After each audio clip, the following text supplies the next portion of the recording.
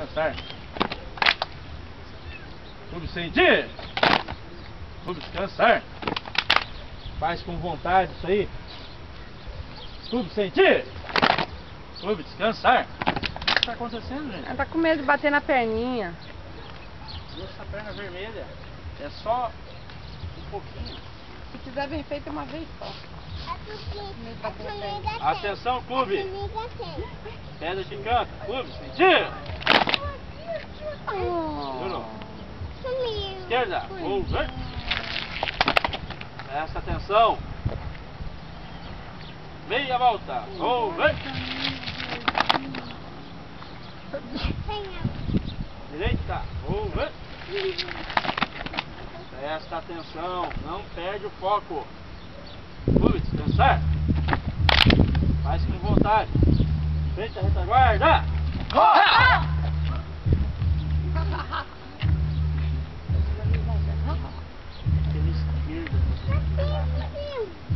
Conseguiu sair. Direita, uniformemente.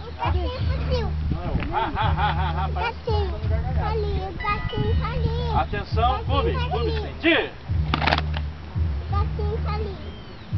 Clube, descansar. Deixa eu falar uma coisa pra vocês, talvez vai ajudar vocês. Toda execução de ordem unida, ela tem um tempo. Algumas têm dois tempos. Então quando você está no sentido, você está em descansar, presta atenção. Você vai fazer sentido, você levanta. Ó, você levanta a parte de trás dos pés. É o calcanhar. E baixa a mente. É um tempo. Ó. Sentir. É um tempo. O descansar de vocês tem dois tempos. Ou é um só também?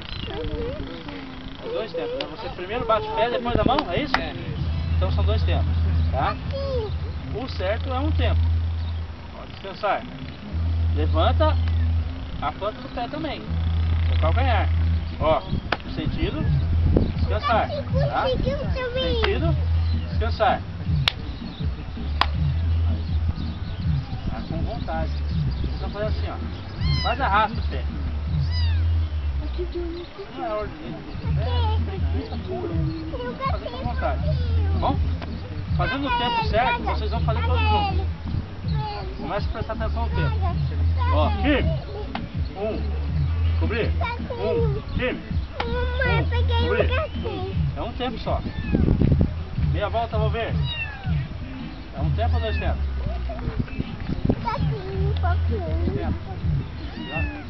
Eu vi que alguns ainda estão... Isso é normal, tá? Se preparando primeiro para depois virar, né? E se você fizer isso aqui, ó, você já vai ficar desequilibrado. Então o certo é você fazer automaticamente.